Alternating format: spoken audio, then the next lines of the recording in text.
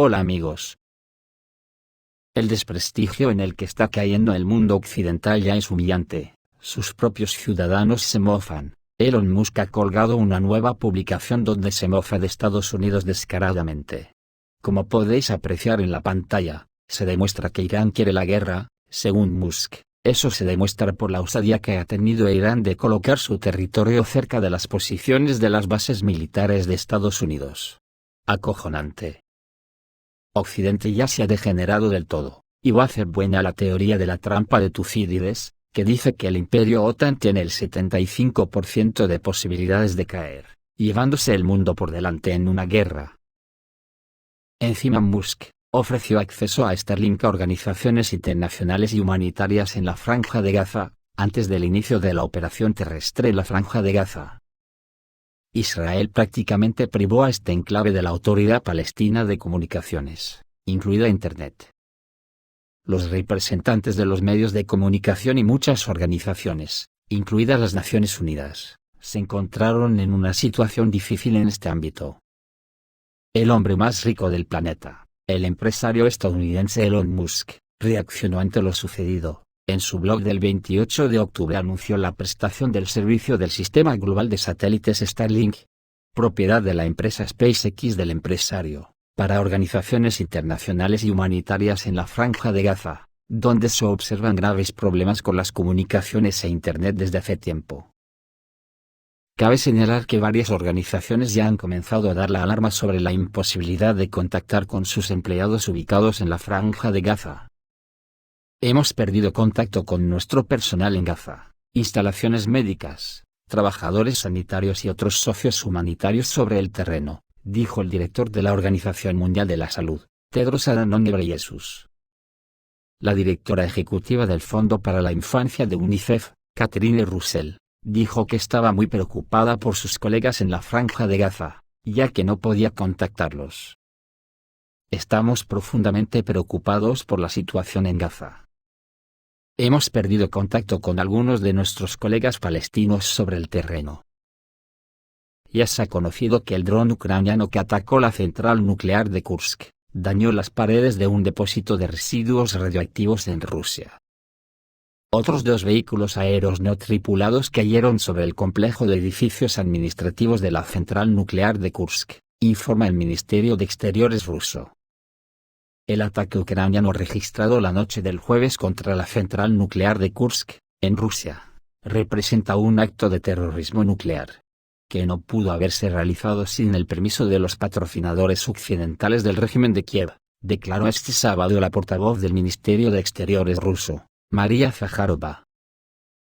En un comunicado publicado por la Cancillería, la portavoz precisó que el ataque fue realizado con 3 vehículos aéreos no tripulados, uno de los cuales, dotado de explosivos, impactó en un depósito de residuos radioactivos, dañando sus paredes.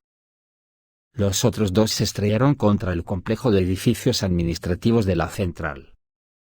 Según datos preliminares, los drones utilizados en el ataque a la central tenían componentes suministrados por países occidentales, señaló Zakharova.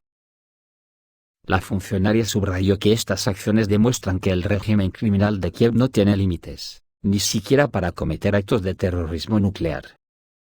No podían desconocer que las consecuencias de un ataque con vehículos aéreos no tripulados podrían ser una catástrofe nuclear a gran escala que afectaría a muchos países. El ataque a la planta nuclear, una instalación de infraestructura puramente pacífica, no tenía desde el principio otros objetivos, indicó. Al bombardear la central de Kursk, Kiev se ha puesto al nivel de las organizaciones terroristas más odiosas. Lo particularmente alarmante es que este crimen no habría podido cometerse sin el permiso y posiblemente incluso las órdenes directas de sus superiores occidentales, resaltó Zakharova. La portavoz llamó a la comunidad internacional a condenar enérgicamente las bárbaras acciones de Kiev, que son extremadamente peligrosas y podrían tener consecuencias irreparables. También dijo que esperan evaluaciones por parte de las organizaciones internacionales pertinentes y la sociedad civil sobre este acto de terrorismo. También se ha sabido que las tropas estadounidenses comenzaron a abandonar Irak con urgencia debido a los ataques masivos a las bases militares estadounidenses. Los medios locales informan del inicio de la retirada de las tropas estadounidenses de Irak. En las redes sociales se han publicado vídeos que muestran a soldados estadounidenses con bolsas haciendo cola para abordar un avión en uno de los aeropuertos iraquíes. Los periodistas iraquíes afirman que esta acción es parte del plan del Pentágono para reducir su presencia militar en la región.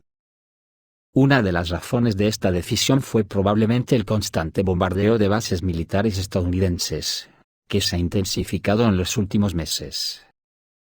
El Pentágono aún no se ha pronunciado oficialmente sobre la situación, pero la decisión de retirar parte del personal militar puede estar relacionada con el deseo de Estados Unidos de minimizar los riesgos para su personal militar ante las crecientes tensiones en la región.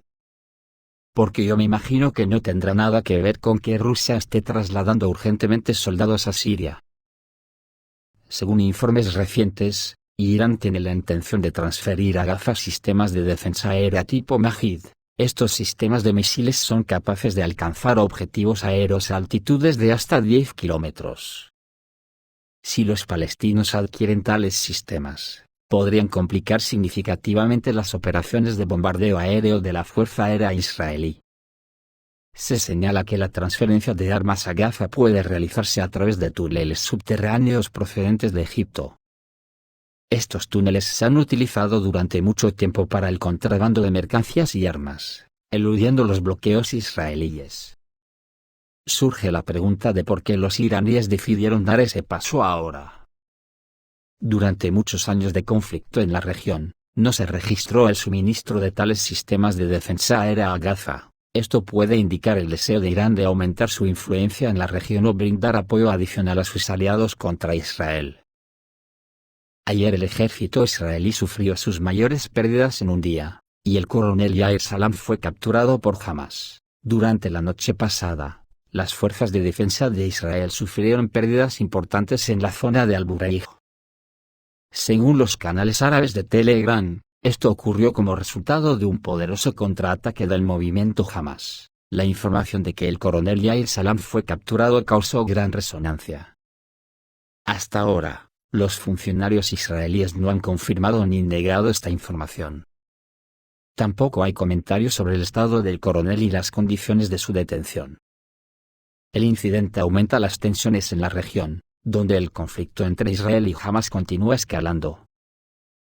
En Ucrania, Rusia derribó 28 aviones y 3 helicópteros ucranianos en una semana. El Ministerio de Defensa de la Federación Rusa ha anunciado oficialmente que llevó a cabo una serie de ataques con armas de precisión y vehículos aéreos no tripulados del 21 al 27 de octubre. En total se llevaron a cabo 19 ataques grupales contra diversos objetivos estratégicos.